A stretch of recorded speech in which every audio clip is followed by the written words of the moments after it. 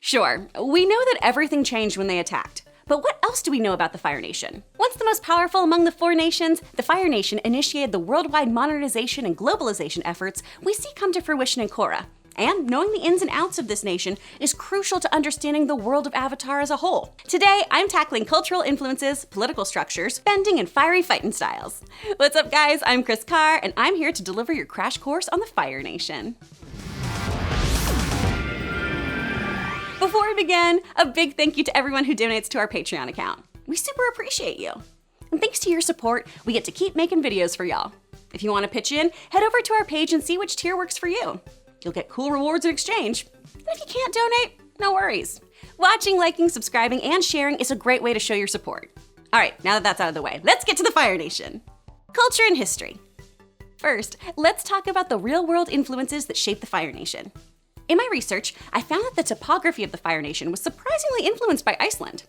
According to supplemental books on the art of Avatar, photos of Iceland were used to directly design the geography of the nation. It was also heavily influenced by Hawaii, Japan, and the Polynesian Islands, as the creators wanted the Fire Nation to be atop a series of volcanic islands. The architecture and clothing of the Fire Nation is heavily influenced by China and Southeast Asia, while their industrialization and military efforts are based primarily on Japan and Japanese history. Let me explain. The First Sino-Japanese War, which took place between 1894 and 1895, was fought over control of Korea and was considered a failure for the Qing Empire in China. The Japanese won due to the technological and industrial advances that they had made during the Meiji Restoration.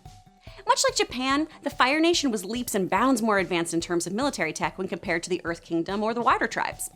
They had battleships, tanks, a drill. They had an air force, which honestly feels like a real slap into the face of the airbending culture, right? The Second Sino-Japanese War began in 1937 and ultimately bled into World War II after the attack on Pearl Harbor. Much of the Fire Nation's actions during the 100-Year War mirrors that of Japan's in World War II. The surprise attack of Pearl Harbor and the surprise invasions throughout Southeast Asia feel pretty similar to the Fire Nation's surprise attack and genocide of the Airbenders. The cultural views of the Fire Nation seem to be a blend of Chinese and Japanese ideology. The Fire Nation society stresses the importance of honor and respect, particularly when it comes to nobility and elders. The concept of the infamous Agni Kai stems from these beliefs. For those not in the know, an Agni Kai is a traditional firebender duel and a centuries-old practice to fight for your honor. Agni Kai, a fire duel. That's right. So, if a firebender has a dispute with another firebender, he or she can challenge them to an Agni Kai, regardless of their place in society. These duels were typically fought at sunset, unlike Hamilton. Now, like most duels, the two combatants begin with their backs turned. They'll then face each other, shed some clothing, and begin the fight as soon as a gong sounds. The Agni Kai is over when one participant burns the other. Now, while this is an old tradition, it wasn't nearly as common as it was after Sozin took power. Agni Kais were rarely fought to the death, but again, Sozin shook things up. It became an accepted view that sparing a defeated opponent was an act of weakness. Do it! That's it? Your father raised a coward. So, clearly, you do not want to offend someone and get challenged to one of these bad boys. Honor is the key to staying alive. Oh, and fun fact, the term Agni Kai was actually created using two existing words. Agni is a Sanskrit term that means both fire and the deity which presides over fire, while Kai is a Japanese word meaning meeting. Usually that's meant for a business meeting, but it can be used to describe the general meeting of two or more people. Or here, where it's two or more people willing to dish out third-degree burns. Alright, so manners are key, and you'll notice that in the gestures of the Fire Nation people, like how they bow when coming in contact with an elder or superior. Bowing is an important feature of Japanese culture, and is one of the primary ways that people in Japan show respect to one another. Bowing shows that regardless of your own status, you're willing to lower yourself into a vulnerable position and demonstrate that you place who you're bowing to over yourself.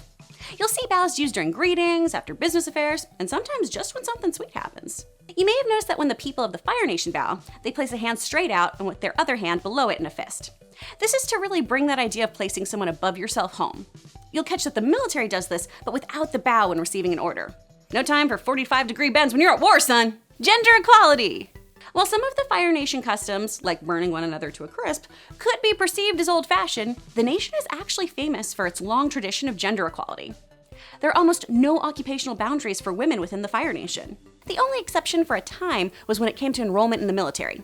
Female commoners were not allowed to serve in the army, but could be members of special fronts such as the UN Archers. It was accepted and expected for female royalty to take an active part as a military commander in times of war. You heard the princess! Raise the anchors! We're taking the prisoners home! Government! During the events of The Last Airbender, the Fire Nation is an absolute monarchy and is known for its excessive cult of personality, particularly in regards to the Fire Lord.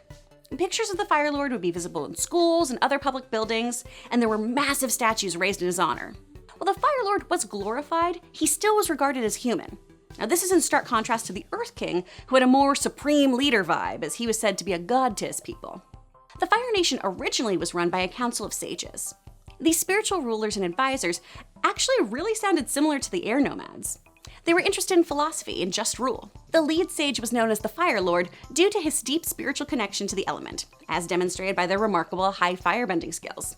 Eventually, one Fire Lord would break away from this council to become the sole ruler of the Fire Nation, and things began to shift politically until Sozin took over the throne. While Avatar Roku was alive, the sages remained loyal to him. After his death, however, the sages were ultimately forced to submit to Fire Lord Sozin and serve him.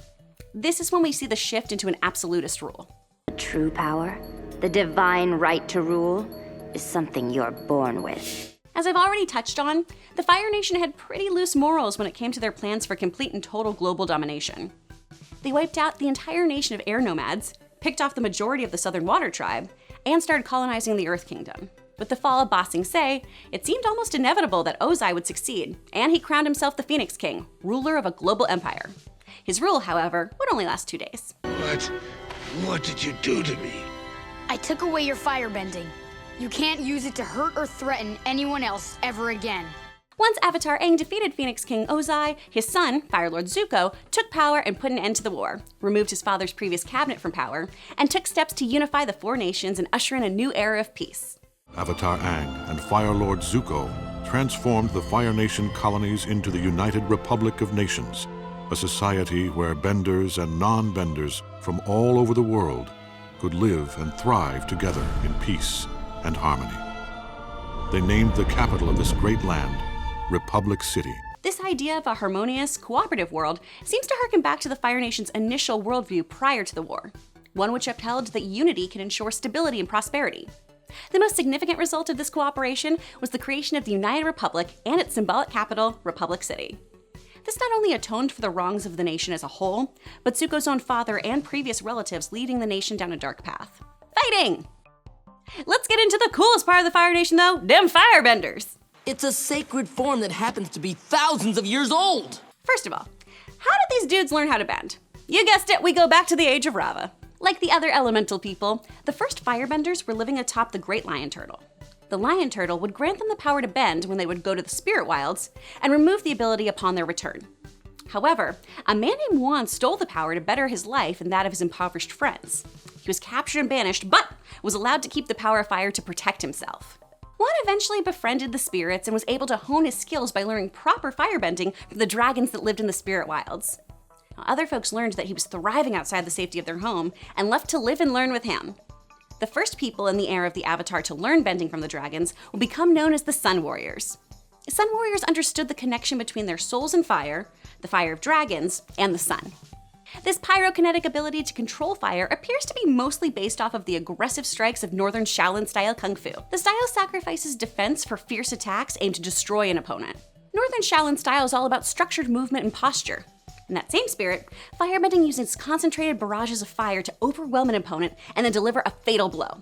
This is probably what makes firebending arguably the best suited for the bending arts of pro-bending. Quick kicks and punches allow a pro-bender to retain excellent mobility around the arena, all while pushing back their opponents.